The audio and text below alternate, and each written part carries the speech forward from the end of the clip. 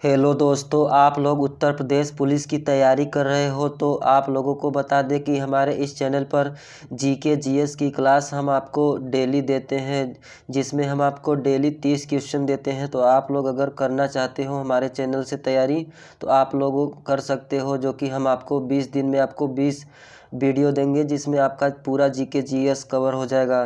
तो चलिए हम सीधे क्वेश्चन पर चलते हैं। तो सबसे पहला आपका प्रश्न क्या है? हिमालय का दूसरा सबसे ऊंचा पर्वत शिखर कंचनजंगा भारत में किस राज्य में स्थित है? क्या प्रश्न पूछा है? सबसे ऊंचा पर्वत शिखर कंचनजंगा भारत के किस राज्य में स्थित है? ऑप्शन ए है आपका असम, ऑप्शन बी है आपका उत्तराखंड, ऑप्शन सी है आपका सिक्किम, ऑप्शन डी है आपका हिमाचल प्रदेश। इसका राइट आंसर क्या हो जाएगा? तो इसका राइट आंसर हो जाएगा ऑप्शन नंबर सी। कौन सा होगा? तो आपको याद रखना है सिक्किम। कंचनजंगा कहाँ पर है? तो आपको याद रखना है सिक्किम में है। कहाँ पर है? सिक्किम में। इसकी ऊंचाई अगर पूछे तो आपको बताना है कि कंचनजंगा की ऊंचाई आपको बताना है 8,598 मीटर। कितना? तो 8,598 मीटर आपका हो जाएगा। उसके बाद हम देखते हैं कि कंचनजंगा जो है विश्व की तीसरी सबसे ऊंची पर्वत चोटी हो जाती है, जो कि आपका कहाँ पर है? तो आपको याद रखना है सिक्किम में है। कहाँ पर है? सिक्किम में, जो कि आपके उत्तर पश्चिम भाग में नेपाल की सीमा पर स्थित है। कहाँ पर है? तो नेपाल की सीमा पर स्थित है। उसके बाद हम चलते हैं अगले प्रश्न पे। तो अगला प्रश्न आपका क्या हो जाता है? नंदा देवी शिखर स्थित है, कहाँ पर स्थित है? किस राज्य में स्थित है? सबसे पहले हम देखते हैं कि ऑप्शन क्या दिया है। तो हिमाचल प्रदेश में, उत्तराखंड में, उत्तर प्रदेश में, सिक्किम में। तो इसका राइट आंसर क्या हो जाएगा? तो जो नंदा देवी शिखर है कहाँ पर है? तो आपको याद रखना है उत्तराखंड में। कहाँ पर है? उत्तराखंड में है। कहाँ पर? किस राज्य में? तो उत्तराखंड में। नंदा देवी पर्वत जो कि भारत की दूसरी और विश्व की 23वीं हो जाती है आपका सर्वोच्च चोटी। सबसे ऊंची चोटी अगर पूछ रहे हैं तो आपको याद रखना है नंदा देवी आपका दूसरा नंबर पर आ जाती है। और अगर विश्व की बात करें तो विश्व में आपका 23वीं नंबर पर आ जाती है आपका। उसके बाद हम चलते हैं अगले प्रश्न में। तो उसके बाद आपका अगला प्रश्न क्या है? निम्नलिखित में से कौन सा दर्रा पश्चिमी घाट का पर्वतमाला में स्थित नहीं है? ऑप्शन ए है आपका थाल घाट, ऑप्शन बी है आपका भोर घाट, ऑप्शन सी है आपका पाल घाट, ऑप्शन डी है आपका पीपली घाट। तो इसका राइट आंसर क्या हो जाएगा? तो इसका राइट आंसर हो जाएगा ऑप्शन नंबर डी। कौन सा घाट हो जाएगा? जो पश्चिमी घाट का पर्वतमाला कहाँ पर है? तो आपको याद रखना है थाल घाट, भोर घाट, पाल घाट, इनमें सभी है, बाकी लास्ट वाले में आपका नहीं है। तो इसलिए आपका right answer option number D हो जाएगा, पीपली घाट। उसके बाद हम चलते हैं अगले प्रश्न में। तो अगला प्रश्न आपका क्या है? हिमालय पार नदियां हैं। ऑप्शन ए है आपका सतलज, सिंधु, गंगा, ऑप्शन बी है आपका ब्रह्मपुत्र, सिंधु, सतलज, ऑप्शन सी है आपका ब्रह्मपुत्र, सिंधु, गंगा, ऑप्शन डी है आपका ब्रह्मपुत्र, सतलज, गंगा। तो इसका राइट आंसर क्या हो जाएगा? तो इसका राइट आंसर हो जाएगा आपका कौन सा? तो आपको याद रखना है ब्रह्मपुत्र, सिंधु और सतलज। कौन सा हो जाएगा ऑप्शन? तो ऑप्शन आपको याद रखना है जो हिमालय पार नदियां है आपका ब्रह्मपुत्र, सिंधु, सतलज नदियां हैं। उसके बाद हम चलते हैं अगले प्रश्न पे। तो अगला प्रश्न आपका क्या हो जाता है? तवा किसकी सहायक नदी है? क्या पूछा है? तवा किसकी सहायक नदी है? ऑप्शन ए है आपका नर्मदा नदी, ऑप्शन बी है तापी नदी, ऑप्शन सी है आपका महानदी, ऑप्शन डी है आपका गोदावरी नदी। तो इसका राइट आंसर क्या हो जाएगा? तो जो तवा नदी का सहायक नदी है कौन सा हो जाएगा? तो आपको याद रखना है नर्मदा नदी। कौन सा नदी है? तो आपको याद रखना है नर्मदा नदी। नर्मदा नदी किस राज्य में है? तो आपको याद रखना है मध्य प्रदेश में। कहाँ पर है? तो मध्य प्रदेश में। इसका उद्गम की बात करें तो उद्गम आपका कहाँ से हो जाता है? तो मध्य प्रदेश के आपके होशंगाबाद से। कहाँ से? होशंगाबाद जिले के पंचमढ़ी से निकलते हैं। कहाँ से? तो जो नर्मदा नदी है आपका होशंगाबाद जिले के पंचमढ़ी, आपके पंचमढ़ी से निकलते हैं। कहाँ से निकलती है? तो जो होशंगाबाद जिला है आपका पंचमढ़ी से निकलती है, वहीं से आपका नर्मदा नदी निकलती है। उसके बाद हम चलते हैं अगले प्रश्न में। तो अगला प्रश्न आपका क्या हो जाता है? भारत की सबसे लंबी नदी जिसका उद्गम तथा मुहाना दोनों भारतीय क्षेत्र में स्थित है। ऑप्शन ए है आपका गंगा, ऑप्शन बी है आपका गोदावरी, ऑप्शन सी है आपका ब्रह्मपुत्र, ऑप्शन डी है आपका नर्मदा। तो इसका राइट आंसर क्या हो जाएगा? तो इसका राइट आंसर हो जाएगा आपका ऑप्शन नंबर कौन सा, तो ऑप्शन नंबर बी हो जाएगा। कौन सी नदी हो जाएगी? जो भारत की सबसे लंबी नदी है जिसका उद्गम मुहाना भारत क्षेत्र में स्थित है, तो आपको याद रखना है गोदावरी नदी। गोदावरी नदी की बात करें तो गोदावरी नदी आपका दक्षिण भारत की एक प्रमुख नदी हो जाती है, जो कि दक्षिण की गंगा भी कहा जाता है। किसको कहा जाता है? तो दक्षिण की गंगा, तो आपको याद रखना है गोदावरी नदी को। अगर आपसे पूछे गोदावरी नदी का उत्पत्ति कहाँ से हुआ है, तो आपको याद रखना है पश्चिमी घाट के त्रयंबक, कहाँ से? त्रयंबक पहाड़ी से। तो आपको याद रखना है जो इसकी गोदावरी नदी का है आपका उद्गम कहाँ से हुआ है, तो आपको याद रखना है पश्चिमी घाट के त्रयंबक पहाड़ी से हुआ है। उसके बाद हम चलते हैं अगले प्रश्न में। तो अगला प्रश्न आपका क्या हो जाता है?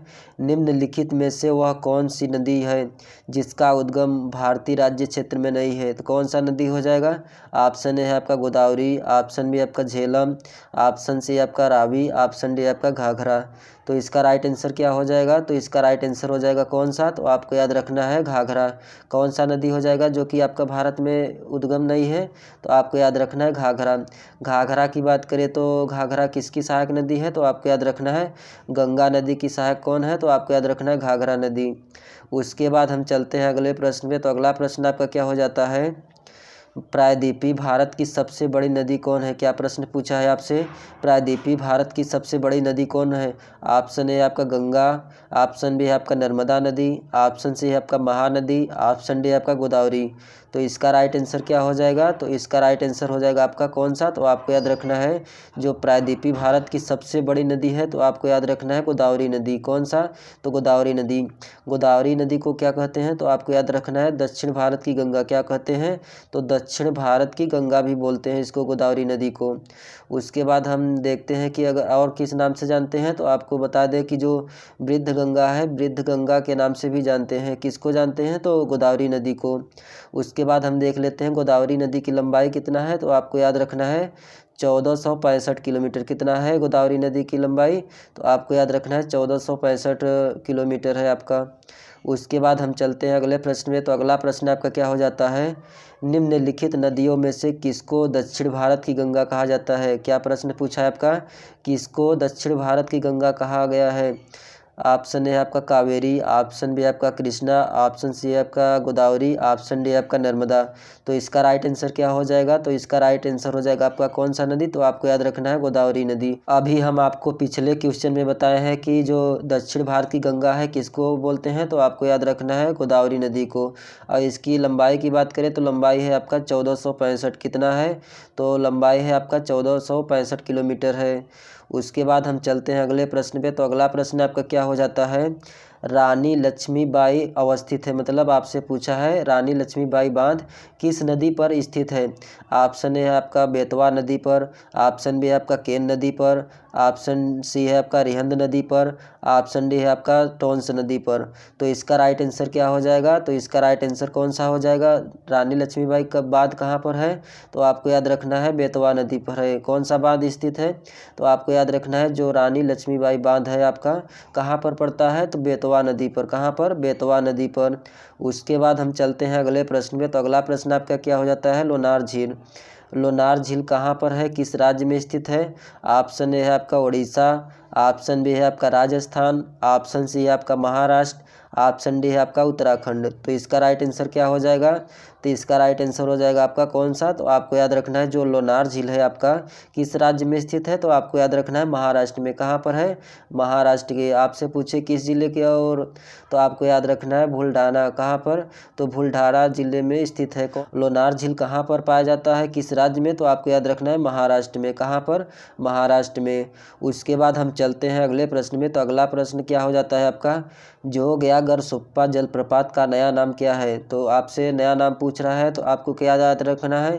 ऑप्शन ए आपका सरदार पटेल जलप्रपात, ऑप्शन बी है आपका महात्मा गांधी जलप्रपात, ऑप्शन सी है आपका जवाहरलाल नेहरू जलप्रपात, ऑप्शन डी है आपका इंदिरा गांधी जलप्रपात। तो इसका राइट आंसर क्या हो जाएगा? तो इसका राइट आंसर हो जाएगा ऑप्शन नंबर कौन सा? तो आपको याद रखना है जो जोग जलप्रपात है आपका उसका नया नाम क्या है? तो आपको याद रखना है महात्मा गांधी जलप्रपात।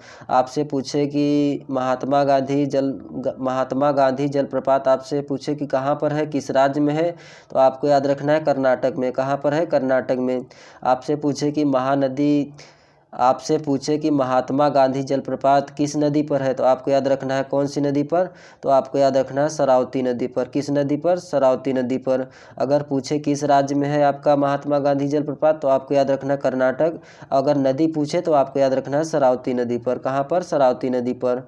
उसके बाद हम चलते हैं अगले प्रश्न में। तो अगला प्रश्न आपका क्या हो जाता है, भारत की सबसे बड़ी बहुउद्देशीय नदी घाटी परियोजना कौन सी है? क्या प्रश्न पूछा है, भारत की सबसे बड़ी बहुउद्देशीय नदी घाटी परियोजना कौन सा होगा? ऑप्शन ए है आपका दामोदर घाटी परियोजना, ऑप्शन बी है आपका भाखड़ा नांगल परियोजना, ऑप्शन सी है आपका हीराकुंड परियोजना, ऑप्शन डी है आपका चंबल घाटी परियोजना। तो इसका राइट आंसर क्या हो जाएगा? तो जो इसका राइट आंसर हो जाएगा आपका कौन सा, तो आपको याद रखना है भाखड़ा नांगल परियोजना, जो कि आपका भारत का सबसे बड़ी बहुउद्देशीय नदी घाटी परियोजना हो जाती है। कौन सा? तो आपको याद रखना है भाखड़ा नांगल परियोजना। आपसे पूछे कि भाखड़ा नांगल परियोजना किस राज्य में है, तो आपको याद रखना है किस राज्य में, तो आपको याद रखना है पंजाब में। कहाँ पर? पंजाब में। उसके बाद हम चलते हैं अगले प्रश्न पे। तो अगला प्रश्न आपका क्या हो जाता है, दामोदर नदी घाटी परियोजना से लाभान्वित राज्य, मतलब आपसे प्रश्न क्या पूछ रहा है, दामोदर नदी घाटी जो परियोजना है लाभ कौन कौन से राज्यों से होता है? तो आपका ऑप्शन ए है आपका पश्चिम बंगाल तथा बिहार से, ऑप्शन बी है आपका बिहार एवं उड़ीसा से, पश्चिम बंगाल और उड़ीसा से, ऑप्शन डी क्या है आपका पश्चिम बंगाल और झारखंड से। तो इसका राइट आंसर क्या हो जाएगा? तो इसका राइट आंसर हो जाएगा आपका पश्चिम बंगाल और झारखंड से। कौन सा ऑप्शन होगा? तो आपको याद रखना है पश्चिम बंगाल और झारखंड से। कौन सा नदी घाटी परियोजना लाभान्वित होती है? तो आपको याद रखना है दामोदर नदी घाटी परियोजना। कौन सा? तो दामोदर नदी घाटी परियोजना। वहीं पर बात करें कि जो आपका झारखंड है, झारखंड के नए मुख्यमंत्री इस टाइम कौन है, तो आपको याद रखना है, अभी कल ही की बात है तो आपको बता दें चंपई सोरेन हो जाते हैं, जो कि झारखंड के नए मुख्यमंत्री। आपसे पूछेगा वर्तमान में आपके झारखंड के मुख्यमंत्री कौन है, तो आपको याद रखना है चंपई सोरेन है। अगर पिछले बात करें तो पिछला कौन था, तो आपको याद रखना है हेमंत सोरेन थे। कौन थे? तो हेमंत सोरेन आपके नए पुराने हो जाते हैं। और वर्तमान की बात करें तो वर्तमान में आपका चंपई सोरेन आपके मुख्यमंत्री हो जाते हैं। कहाँ के? तो आपको याद रखना है झारखंड के। कहाँ के? झारखंड के नए मुख्यमंत्री कौन हो जाते हैं, तो आपको याद रखना है चंपई सोरेन। उसके बाद हम चलते हैं अगले प्रश्न में। तो अगला प्रश्न क्या हो जाता है आपका, दुलहस्ती पावर स्टेशन निम्नलिखित में से किस एक नदी पर आधारित है? क्या प्रश्न पूछा है आपका, दुलहस्ती पावर स्टेशन आपका जो है किस नदी पर आधारित है?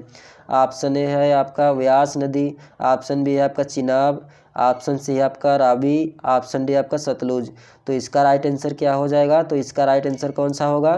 तो आपको याद रखना है चिनाब नदी। कौन सा नदी? तो आपको याद रखना है चिनाब नदी।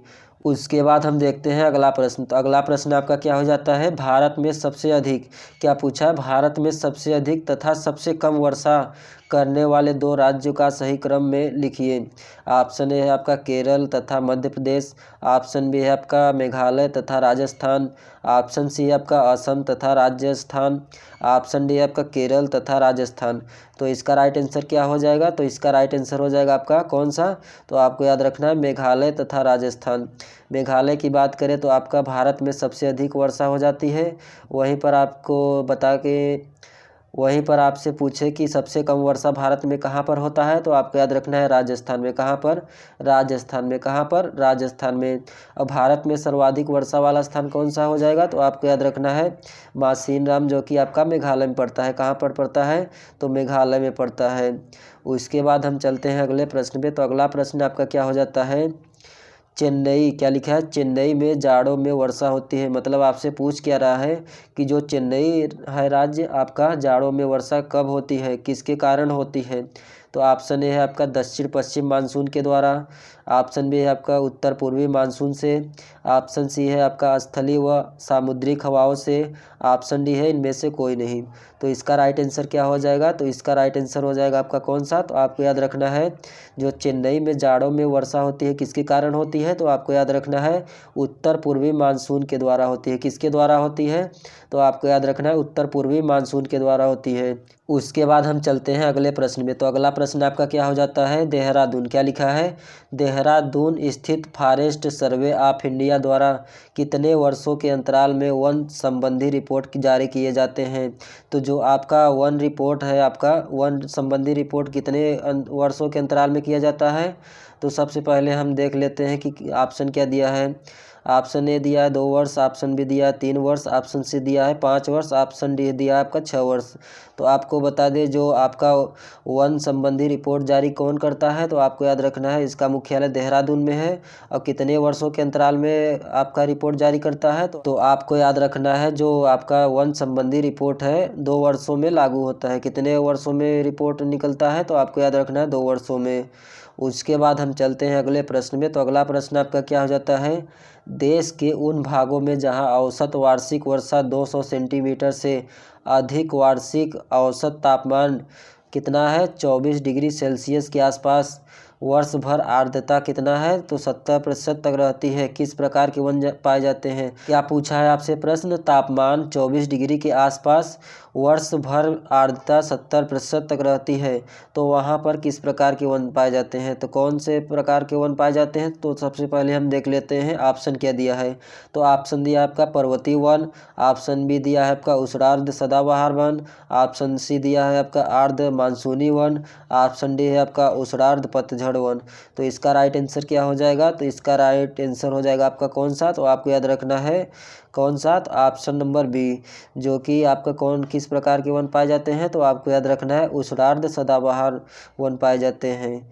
उसके बाद हम चलते हैं अगले प्रश्न में। तो अगला प्रश्न आपका क्या हो जाता है, जो वन चक्रवातों के अवरोधकों का कार्य करते हैं वे कौन से होते हैं। मतलब आपसे क्या प्रश्न पूछा है कि जो वन चक्रवातों के अवरोधकों का कार्य करते हैं वह कौन से वन पाए जाते हैं। सबसे पहला है आपका मैंग्रोव वन, ऑप्शन बी दिया आपका मानसून वन, ऑप्शन सी दिया है आपका अल्पाइन वन, ऑप्शन डी दिया आपका एवरग्रीन वन। तो इसका राइट आंसर क्या हो जाएगा, तो इसका राइट आंसर कौन सा होगा, तो आपको याद रखना है मैंग्रोव वन। कौन सा वन पाया जाता है, तो आपका जो मैंग्रोव वन है कहाँ पर पाया जाता है, तो जहाँ पर आपका खारे पानी पाए जाते हैं। कौन सा पानी, तो जहाँ पर खारे पानी पाए जाते हैं वहीं पर आपका मैंग्रोव वन पाया जाता है। तो कौन सा वन हो जाएगा आपका, तो option number A mangrove one. उसके बाद हम चलते हैं अगले प्रश्न में। तो अगला प्रश्न आपका क्या हो जाता है, कपास की खेती के लिए सर्वोत्तम मिट्टी कौन होती है। तो क्या प्रश्न पूछा है, जो कपास की खेती होती है आपका सबसे अच्छा मिट्टी कौन माना जाता है। ऑप्शन ए है आपका काली मिट्टी, ऑप्शन बी है आपका लाल मिट्टी, ऑप्शन सी है आपका चिकनी मिट्टी, ऑप्शन डी है आपका लेटराइट मिट्टी।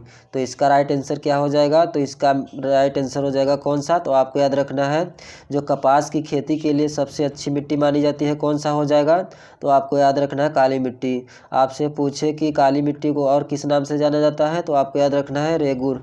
इसे काली मिट्टी को रेगुर भी बोलते हैं। कौन सा मिट्टी, तो आपको याद रखना है रेगुर।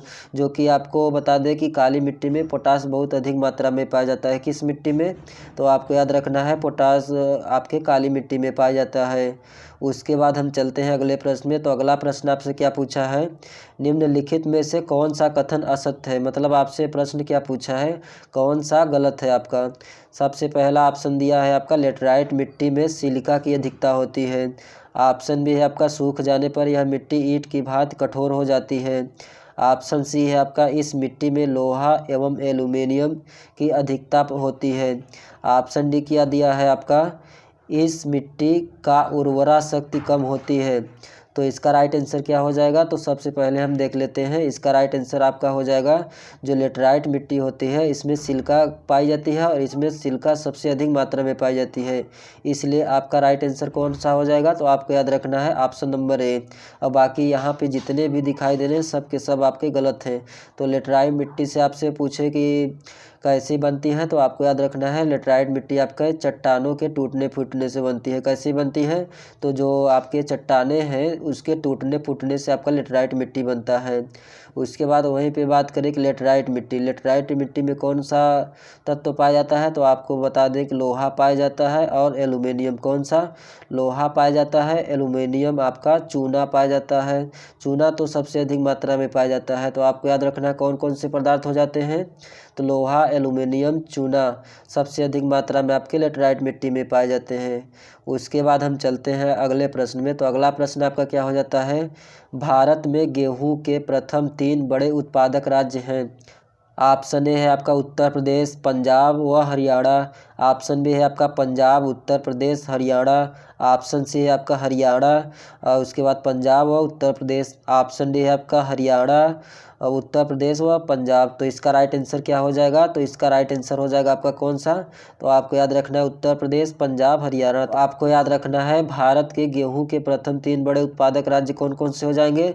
एक तो हो गया उत्तर प्रदेश, पंजाब, हरियाणा। तो सबसे ज़्यादा उत्पादन कहाँ पर होता है, तो आपके उत्तर प्रदेश में होता है। कहाँ पर होता है, तो आपको याद रखना है जो गेहूं का उत्पादन सबसे ज़्यादा होता है आपके उत्तर प्रदेश में होता है। कहाँ पर होता है, उत्तर प्रदेश में होता है। उसके बाद हम चलते हैं अगले प्रश्न में। तो अगला प्रश्न आपका क्या हो जाता है, भारत में सर्वोत्तम चाय कहाँ पैदा होती है। मतलब आपसे पूछा है भारत के कहाँ किस जगह पर आपका चाय सबसे अच्छी पैदा होती है। ऑप्शन ए है आपका जोरहट, ऑप्शन बी है आपका नीलगिरी, ऑप्शन सी है आपका दार्जिलिंग, ऑप्शन डी है आपका कूच बिहार।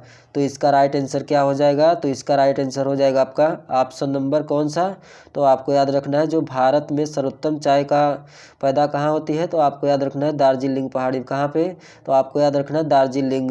दार्जिलिंग की बात करें तो आपको चाय की सबसे महंगी और खूबसूरत चाय मानी जाती है। कौन चाय, तो आपको याद रखना है जो दार्जिलिंग में चाय उत्पादन होता है आपका, वो दुनिया का सबसे महंगा और खुशबूदार चाय माना जाता है। कौन, तो आपको याद रखना है दार्जिलिंग में। उसके बाद हम चलते हैं अगले प्रश्न में। तो अगला प्रश्न आपका क्या हो जाता है, भारत में सर्वाधिक गेहूं उत्पादन राज्य कौन सा है। मतलब आपसे क्या पूछा है कि गेहूं का सबसे उत्पादन किस राज्य में किया जाता है। ऑप्शन ए है आपका पंजाब, ऑप्शन बी है आपका हरियाणा, ऑप्शन सी है आपका उत्तर प्रदेश, ऑप्शन डी है आपका मध्य प्रदेश। तो इसका राइट आंसर क्या होगा, तो इसका राइट आंसर होगा आपका उत्तर प्रदेश। कौन सा हो जाएगा, गेहूं के उत्पादन में सबसे पहला स्थान सबसे ज़्यादा, तो आपको याद रखना है सर्वाधिक आपका उत्पादन गेहूं उत्तर प्रदेश में होता है। उसके बाद आपके पूछे कौन सा दूसरे स्थान पर है, तो आपको याद रखना है पंजाब हो जाएगा, उसके बाद हरियाणा। तो पहले स्थान पर आपका उत्तर प्रदेश, फिर पंजाब, उसके बाद हरियाणा हो जाएगा। तो सबसे ज़्यादा आपका उत्पादन उत्तर प्रदेश में ही होता है। उसके बाद हम चलते हैं अगले प्रश्न में। तो अगला प्रश्न आपका क्या हो जाता है, तो अगला प्रश्न आपका हो जाता है सर्वाधिक, क्या लिखा है, सर्वाधिक तंबाकू उत्पादित करने वाले 2 राज्य। क्या पूछा है, जो तंबाकू का उत्पादन होता है सबसे ज़्यादा कौन से राज्य में होते हैं, 2 राज्यों के नाम बताइए। तो सबसे पहला आपका है आंध्र प्रदेश, उत्तर प्रदेश। ऑप्शन भी दिया है आपका पश्चिम बंगाल, महाराष्ट्र। ऑप्शन सी दिया है आपका आंध्र प्रदेश व तमिलनाडु। ऑप्शन डी दिया है आंध्र प्रदेश, गुजरात। तो इसका राइट आंसर क्या हो जाएगा, तो इसका राइट आंसर हो जाएगा आपका कौन सा, तो आपको याद रखना है जो तंबाकू का उत्पादन होता है सबसे ज़्यादा तो आपके आंध्र प्रदेश में होता है, उसके बाद गुजरात में होता है। कहाँ पर होता है, तो आपको बता दें कि आंध्र प्रदेश में सबसे ज़्यादा उत्पादन किया जाता है। और अगर पूछे दूसरे स्थान पर सबसे ज़्यादा उत्पादन करने वाला तंबाकू राज्य कौन है, तो आपको याद रखना है गुजरात, और पहले स्थान पर आपका आंध्र प्रदेश हो जाता है। उसके बाद हम चलते हैं अगले प्रश्न में। तो अगला प्रश्न आपका क्या हो जाता है, भारत की प्रमुख वाणिज्यिक फसलें हैं। तो आपसे प्रश्न क्या पूछा है कि जो भारत की प्रमुख वाणिज्यिक फसलें हैं कौन कौन सी हैं। तो ऑप्शन ए दिया है आपका कपास, दालें, जूट और तिलहन। ऑप्शन बी दिया है आपका कपास, तिलहन, जूट और गन्ना। ऑप्शन सी दिया है आपका चाय, रबड़, तंबाकू और जूट। ऑप्शन डी दिया है आपका आलू, चाय, तंबाकू और कपास। तो इसका राइट आंसर क्या हो जाएगा, तो सबसे पहले हम देख लेते हैं कौन कौन से पाए जाते हैं वाणिज्यिक फसलें में। तो आपको बता दें कपास हो गया एक, तो उसके बाद आपका तिलहन हो गया, जूट हो गया, गन्ना। तो आपको याद रखना है वाणिज्यिक फसलें कौन कौन सी हो जाती हैं, तो कपास हो जाता है, तिलहन, जूट, गन्ना। तो ये सब जो चारों फसलें दिखाई दे रही है आपका वाणिज्यिक फसलें के अंतर्गत आती है। किस फसलों के अंतर्गत, तो आपको याद रखना है वाणिज्यिक फसलें। उसके बाद हम चलते हैं अगले प्रश्न में। तो अगला प्रश्न आपका क्या हो जाता है, निम्नलिखित में से किस प्रकार की ऊर्जा सबसे कम वायु प्रदूषित होता है। तो सबसे प्रदूषित कौन सी ऊर्जा में होता है, तो आपको ऑप्शन दिया है आपका तापीय ऊर्जा, ऑप्शन भी दिया है आपका जलीय ऊर्जा, ऑप्शन सी दिया है आपका नाभिकीय ऊर्जा, ऑप्शन डी आपका दिया है सौर ऊर्जा। तो इसका राइट आंसर क्या हो जाएगा, तो इसका राइट आंसर हो जाएगा आपका कौन सा, जो आपका सबसे कम प्रदूषित किया तो आपका जो ऊर्जा है सबसे कम वायु प्रदूषित किससे होता है, तो आपको बता दें सौर ऊर्जा से। किससे होता है, तो सबसे कम प्रदूषित होता है आपका सौर ऊर्जा से। किससे होता है, तो सबसे कम आपका सौर ऊर्जा से होता है। उसके बाद हम चलते हैं अगले प्रश्न में। तो अगला प्रश्न आपका क्या हो जाता है, भारत में प्रथम जल विद्युत केंद्र की स्थापना कब हुई थी, तो आपको याद रखना है 1897 में। और कहाँ हुई थी, तो आपको बताना है कहाँ, किस राज्य में। सबसे पहले हम देखते हैं कि ऑप्शन ए दिया है आपका शिव समुद्रम, ऑप्शन बी दिया है आपका दार्जिलिंग, ऑप्शन सी दिया आपका मोहरा, ऑप्शन डी दिया है आपका खोपोली। तो इसका राइट आंसर क्या हो जाएगा, तो इसका राइट आंसर हो जाएगा आपका ऑप्शन नंबर बी। कौन सा, तो जो आपका भारत में जल विद्युत केंद्र है आपका कहाँ पर है, तो आपको याद रखना है दार्जिलिंग में।